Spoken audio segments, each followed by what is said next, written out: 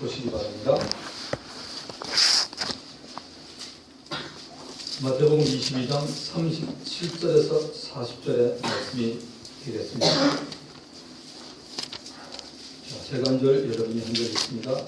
예수께서 이르시되 내 마음을 다하고 목숨을 다하고 뜻을 다하여 주 너희 하나님을 사랑하라 하셨으니 이것이 크고 첫째는 계명이요 둘째도 그와 같으니 내 이웃을 내 자신같이 사랑하라 하셨으니 이 두 계명이 온 율법과 선지자의 강령이라. 사랑하는 성도 여러분, 하나님은 당신을 아끼고 사랑하고 계십니다. 나를 향한 하나님의 계획, 이래서 우리를 만드신 하나님과 나와의 관계를 우리는 살펴봤습니다. 창세기 1장 26, 27절에 보시면 하나님이 이르시되 우리의 형상을 따라 우리의 모양대로 우리가 사람을 만들고 그들로 바다의 물고기와 하늘의 새와 가축과 온 땅과 땅에 기는 모든 것을 다스리게 하자 하시고 하나님이 자기 형상 곧 하나님의 형상대로 사람을 창조하시되 남자와 여자를 창조하시고 하나님이 그들에게 복을 주시며 하나님이 그들에게 이르시되 생육하고 번성하여 땅에 충만하라 땅을 정복하라 바다의 물고기와 하늘의 새와 땅에 움직이는 모든 생물을 다스리라 하시니라. 또한 창세기 2장 7절에 보시면 여호와 하나님이 땅의 흙으로 사람을 지으시고 생기를 그 코에 불어넣으시니 사람이 생명이 되니라고 말하고 있습니다. 지난주에 봤던 나를 향한 하나님의 계획 2번에서는 하나님은 예수 안에 들어온 내가 하나님의 아들 예수 그리스도를 닮아가도록 계획해 놓았습니다. 로마서 8장 29절에는 하나님이 미리 아신 자들로 또한 그 아들의 형상을 본받게 하기 위하여 미리 정하셨으니 이는 그로 많은 형제 중에서 맏아들이 되게 하였습니다. 여러분, 예수님을 닮는 삶이란 무엇입니까? 바로 예수님이 세상에서 사셨던 삶 그대로입니다.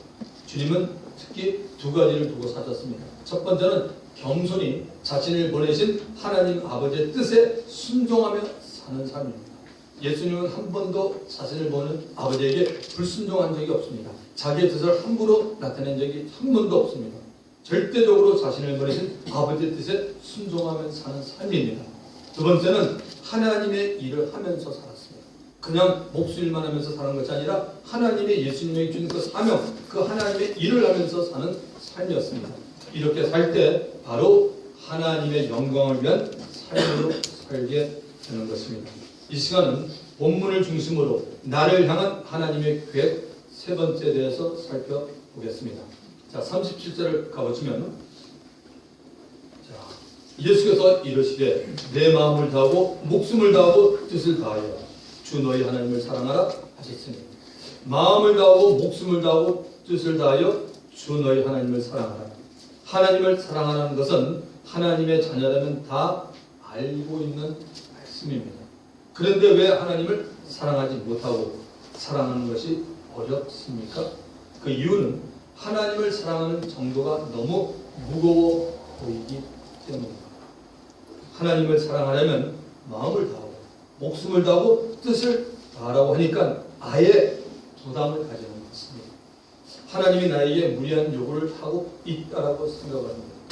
그래서 사랑하라고 하니까 사랑은 해야 하는데 자신이 생각하는 것만큼만 사랑하는 것입니다. 그러니 교회생활, 신앙생활을 부담으로 느끼는 것입니다. 만약 우리들이 정말 하나님을 사랑하는 것을 부담으로 느낀다면 예수님은 우리들에게 부담을 주시는 분입니까? 부담을 주시는 분이라면 왜 자기 자신이 죽기까지 아버지의 뜻에 순종하면서 우리들을 죄와 사망에서 구원을 해주셨습니까?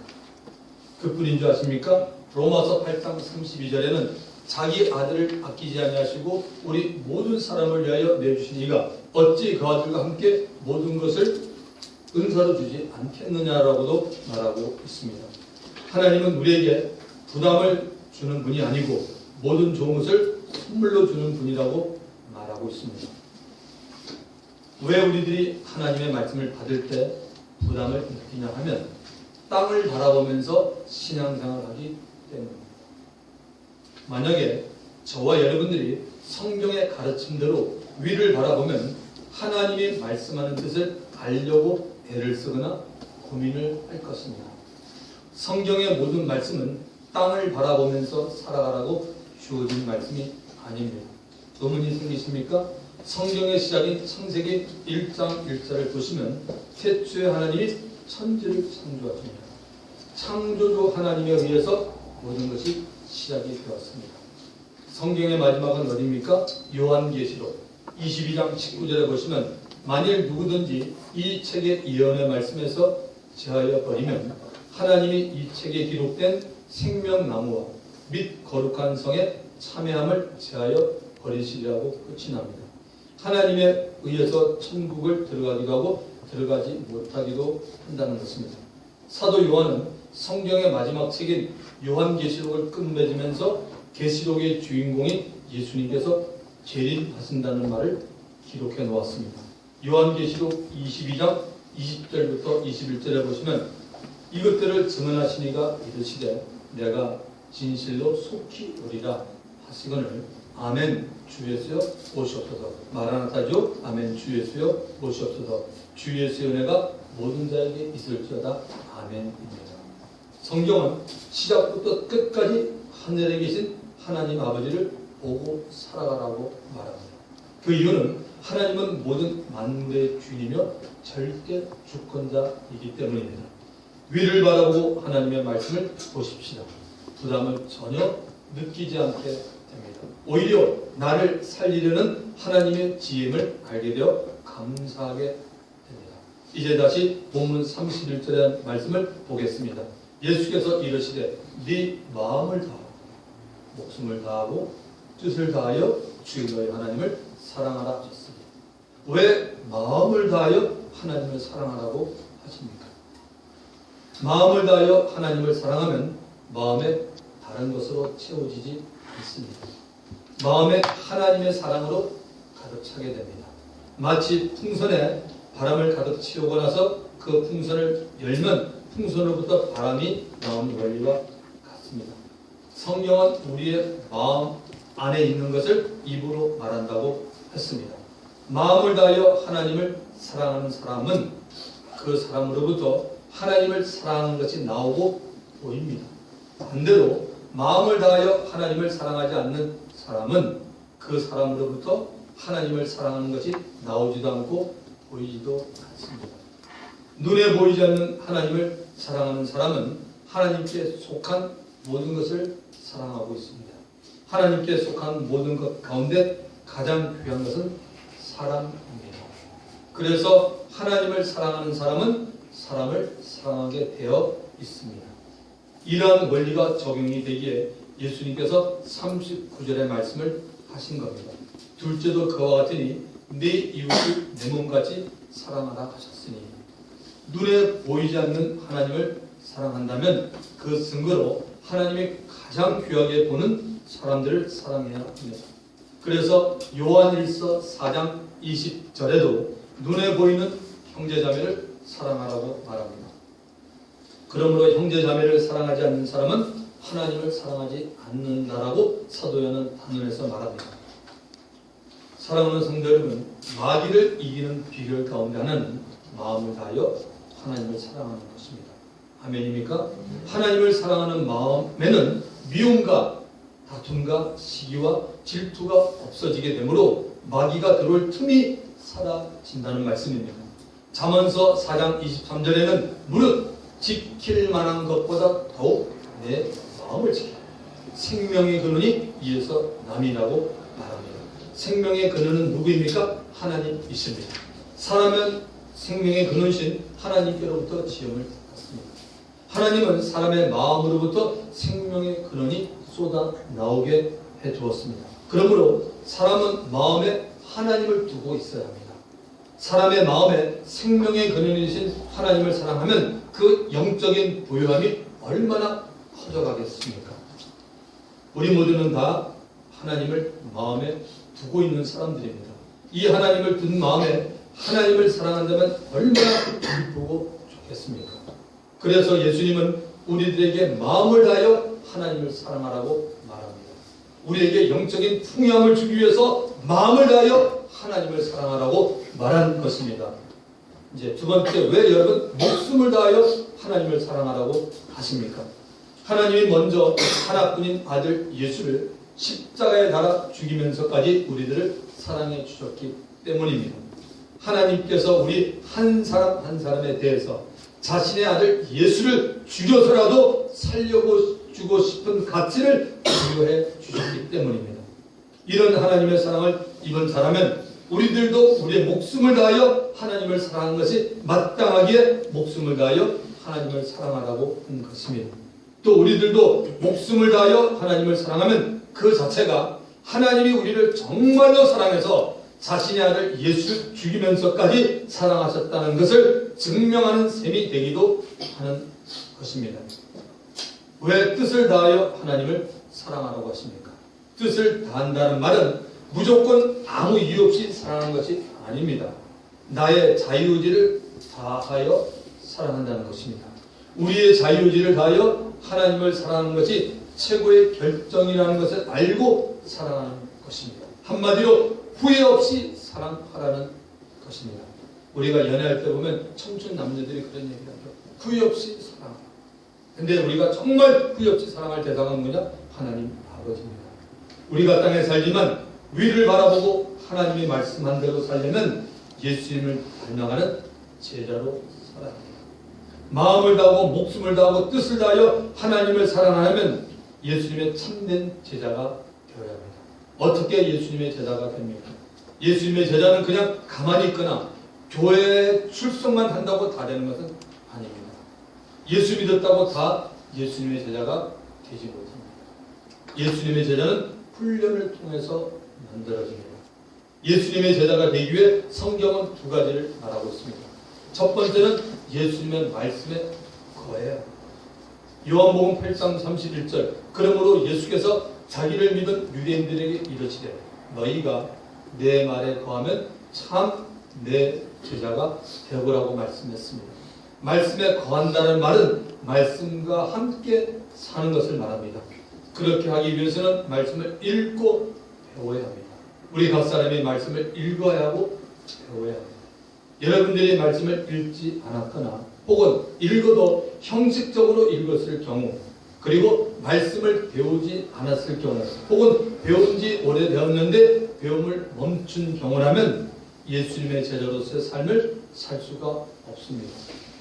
둘째, 서로 사랑해야 합니다.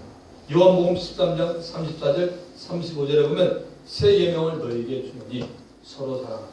내가 너희를 사랑한 것 같이 너희도 서로 사랑하라. 너희가 서로 사랑하면 이로써 모든 사람이 너희가 다 내 제자인 줄 알리라고 말합니다. 하나님의 말씀의 실천이 바로 여러분 사랑입니다. 말씀의 실천이 바로 순종이고 이 순종이 사랑으로 나타나는 것입니다. 하나님의 말씀을 실천하면서 사는 사람이 예수님의 제자예요. 남을 사랑하는 사람입니다. 자기만 좋아하는 사람만 사랑하는 것이 아닙니다. 자기가 사랑할 수 없는 사람까지 사랑할 수 있는 것이 바로 말씀을 실천하는 사람이요 예수님의 제자입니다. 이렇게 예수님의 제자가 된 사람은 마음을 다하고 목숨을 다하고 뜻을 다하여 하나님을 사랑할 수가 있습니다. 하나님의 말씀을 실천하는 자가 되려면 우리는 훈련을 받아야 됩니다. 그 이유는 서로 사랑하는 문제가 말처럼 생각처럼 쉽지가 않기 때문입니다. 서로가 사랑하려고 하면 이 사랑을 방해하는 자가 있습니다. 누굽니까? 마귀입니다. 또 거짓으로 사랑하는 자가 있습니다. 이 거짓의 사랑에 뒤에도 마귀가 숨어 있습니다. 하나님의 사랑은 자기의 유익을 구하지 않는 희생과 헌신이라는 사실을 잊으면 안 됩니다. 그래서 성경이 말하는 사랑을 알고 행하려면 먼저 하나님의 말씀에 주의를 기울여야 하기에 영적 훈련이 필요한 것입니다. 세 가지 기본적인 훈련입니다. 지금부터 잘 들으시기 바랍니다. 말씀 훈련, 기도 훈련, 성령 훈련. 어떤 훈련이라고요? 말씀 훈련, 기도 훈련, 성령 훈련입니다. 첫째, 말씀 훈련입니다. 말씀 훈련이 여러분 기도 훈련만큼 중요합니다. 말씀 훈련은 기록된 하나님의 말씀에 대해서 훈련을 받습니다. 말씀 훈련 가운데 가장 중요한 것은 본인이 성경을 읽는 겁니다. 왜 읽습니까? 영의 양식을 취하기 위해서 읽어야 합니다. 읽다 보면 여러 가지 유익이 본인에게 발생합니다. 첫째, 본인의 눈으로 하나님의 말씀을 확인하게 됩니다. 아, 이런 말씀이 여기 있었구나. 지난주에 들었던 설교 내용이 여기 있었구나. 며칠 전 공부했던 성경 공부의 내용이 여기 있구나라고 본인이 성경을 읽으면서 확인하게 되므로 마음이 설레게 됩니다. 두 번째는 하나님의 말씀이 재미있는 것을 발견하게 됩니다. 항상 딱딱하다라고 생각했던 말씀이 약간 흥미가 있다는 것을 본인이 알게 됩니다. 그리고 한번 자세히 읽어봤으면 좋겠다라는 마음도 생깁니다. 세 번째는 하나님의 말씀을 기억해두면 좋겠다라는 마음이 듭니다. 이런 마음이 들어야 비로소 성경 말씀을 여러 번 암기하고 싶어집니다. 강제로 시킨다고 해서 암기가 되는 것이 아닙니다. 마음에서 충동이 일어나야 합니다. 오늘 제가 어른들도 괜찮지만 제가 오늘 뒤에다가 NIV 영어 성경으로 저기 5개를 갖다가 써놨습니다. 그래서 제 마음에는 우리 성도분들이 저 마음과 똑같다면 저거 일주일이면 되는데 안 그럴 것 같다는 생각이 들어서 제가 I'm gonna give you one more week. 그래서 2주 동안에 여러분 저 말씀을 여러분을 위해서 암송하십시오. 저하고는 상관없습니다. 그래서 저기 뒤에 NIV로 성경 구절 5개를 적어놨고 여러분이 저것이 암송이 된다면 2주 후에 제가 또 5개씩 드리겠습니다. 그러면은 1년이면 여러분 상당한 말씀을 영어로 여러분이 할 수 있을 것 같습니다. 그래서 나중에 여러분이 저 카메라로 찍어서 갖고 와서 여러분이 보면 좋을 것 같습니다. 우리 어른분들도 충분히 합니다. 뭐 이왕이면 우리가 하나님의 말씀을 영어로도 암송하면 얼마나 좋겠습니까? 자, 요셉과 다윗과 다니엘은 여러분 목회자가 아니었습니다. 요셉은 국무총리였고 다윗은 왕이었고 다니엘은 학문이 뛰어난 학자였습니다. 이 사람들은 하나님을 사랑했던 사람들입니다. 이들의 공통점은 성경의 말씀을 암기하고 있었다는 것입니다. 이들이 처음부터 무턱대고 하나님의 말씀을 암기했을까요? 아닙니다. 그들도 하나님을 사랑해서 말씀을 읽다가 말씀을 암기하게 된 것입니다. 네 번째, 이 말씀을 다른 사람에게 알려주었으면 하는 마음이 듭니다. 이 마음은 성령이 주는 마음입니다. 복음을 전하고 싶어지고 성경을 가르치고 싶은 마음이 듭니다. 물론 처음부터 잘 전하고 잘 가르치는 사람은 없습니다. 계속 하다 보면 만나는 사람에게 복음을 상황에 맞게 잘 전할 수가 있게 됩니다. 또 가르치다 보면 자신의 부족도 실제로 알게 되고 하나님을 더 의지하게 되므로 성령의 도움을 더 경험하게 됩니다. 다섯 번째는 하나님의 말씀이 얼마나 귀한 것을 알게 됩니다. 아무리 말씀이 귀하다는 말을 10번을 듣고 여러분이 1000번을 듣는 것보다 본인이 말씀이 귀하다는 것을 경험하는 것이 훨씬 좋습니다. 본인이 성경을 읽음으로 해서 얻는 유익을 본인이 직접 맛을 보고 나면 이 사람은 하나님의 말씀의 중요성을 알기에 말씀을 대하는 자세가 달라지게 됩니다. 말씀과 관계되는 모든 것이 이 사람에게는 귀합니다. 말씀을 듣는 시간이 너무나 귀한 것을 압니다. 그래서 말씀을 듣기 전에 미리 하나님께 기도를 드립니다. 전하는 자를 위해서 그리고 자신에게 하나님의 은혜가 임하도록 기도합니다. 성경 공부 시간도 귀한 것임을 압니다. 성경 공부를 통해 자신의 말씀의 수준도 알게 되고 신앙이 바로 잡혀가는 것을 알게 됩니다. 이때부터 자신의 신앙이 조금씩 정립이 되기 시작합니다. 바른 정립과 함께 영적으로 조금씩 성장해 갑니다. 여러분들은 자신이 말씀 훈련이 되어 있는 사람인지 혹은 말씀 훈련이 시작이 된 사람인지 아니면 시작조차 되지 않은 사람인지 알 수가 있습니다. 무엇으로 알까요? 여러분들이 여기 반석교회 이 자리에 나오거나 집에서 성경을 읽고 있느냐는 것입니다. 시간이 없어도 못 읽는 사람은 아무도 없습니다. 여러분 읽는 것에 관심이 없기에 읽지 않고 있습니다. 생각해보세요. 시간이 없어 읽지 못하는 사람 한번 보십시오. 없습니다. 다 시간은 다 있어요.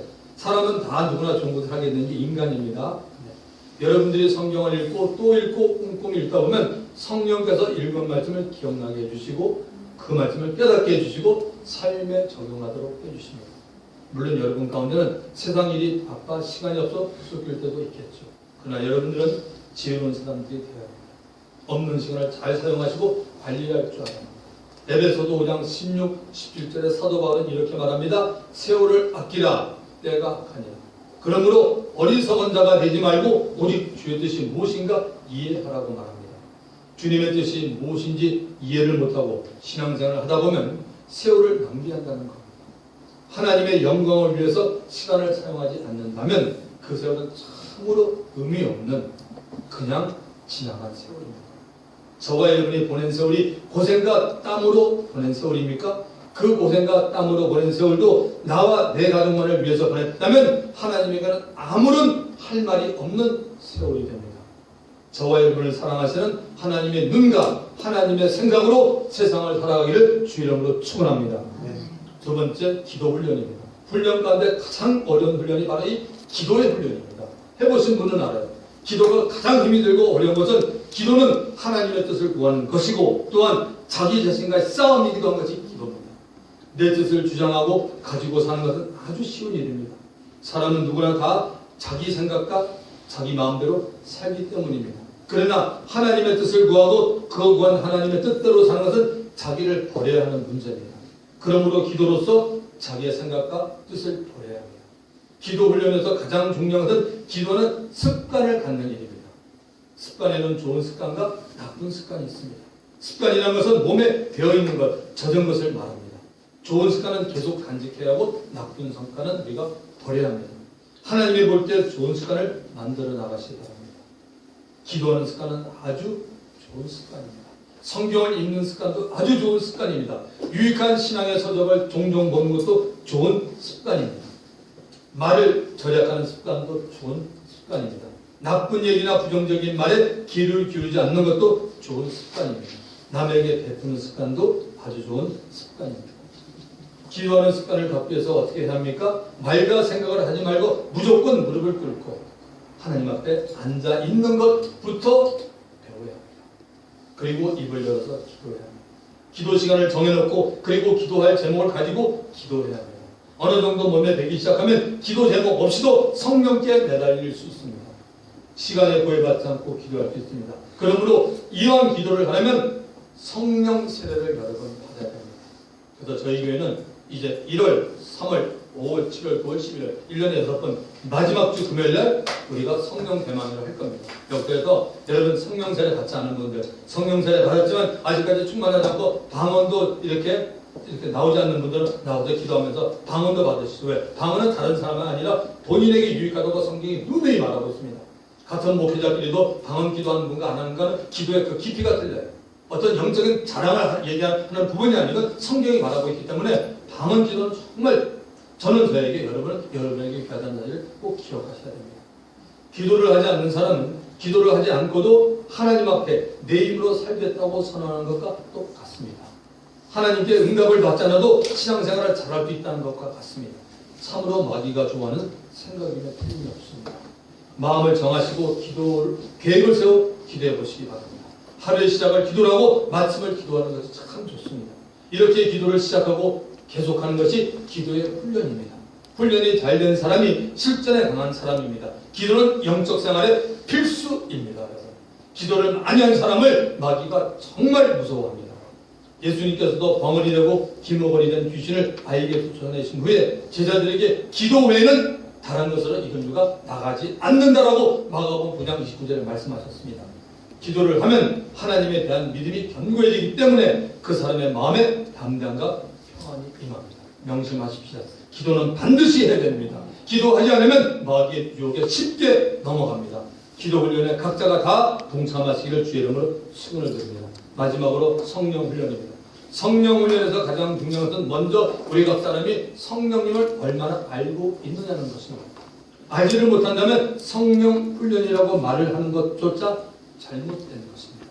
사랑하는 성도 여러분, 성령님을 아십니까? 다시 묻겠습니다. 성령님을 아십니까? 성령님이 어디에 계십니까? 기도원에 계십니까? 교회에 계십니까? 아니면 저 하늘 위 하나님께서 계신 곳에 계십니까? 성령을 안다고 할 때 먼저 그분은 살아계신 제3위의 하나님을 분명히 우리가 받아들이고 알아야 합니다. 그분은 인격을 가지고 있으며 예수 믿는 자 안에 거하십니다. 제 안에 성령님이 계시고 여러분 안에 성령님이 거하십니다. 할렐루야. 내 안에 인격을 가진 살아계신 하나님이 있습니다. 그분이 바로 성령 홀리 스피릿입니다. 우리 옆 사람에게 말해보시기 바랍니다. 당신 안에 인격을 가지신 성령님이 계십니다. 자, 우리 한 번 더 얘기합시다. 당신 안에 인격을 가지신 성령님이 계십니다. 이렇게 제 안에 여러분 안에 계신 분, 성령님을 알게 되고 그분을 인정하고 살아갈 때 나의 신앙이 달라지는 것을 발견하게 됩니다. 신앙생활을 내가 하는 것이 아니고 성령께서 내 안에 계셔 하게 됨을 알게 됩니다. 이 관계를 잘 모르면 신앙생활을 내가 하는 줄 착각하고 그 착각하는 것만큼 신앙생활이 어려워지게 됩니다. 주의 사역은 나 혼자 하는 것이 아니고 성령과 함께하는 것을 알게 됩니다. 예를 들어 보겠습니다. 병이 든 어떤 사람이 일어나지 못하고 있습니다. 그 집에 찾아가야 하는 것은 우리들이 할 일입니다.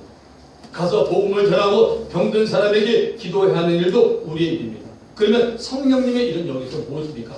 성령님은 복음을 듣는 그 병든 사람의 마음을 움직입니다. 그 마음에 믿음을 주십니다. 그리고 그 믿음을 통해서 그 병든 사람을 치유하는 분이 바로 성령님입니다.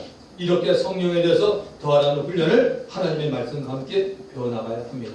마음을 다하고 목숨을 다하고 뜻을 다하여 주 너희 하나님을 사랑하기 위해서는 우리 모두 기도 훈련과 말씀 훈련과 성령 훈련에 게으르지 말기를 주 이름으로 축원드립니다. 말씀을 기억하면서 주님 한번 부르고 통과합니다. 주여!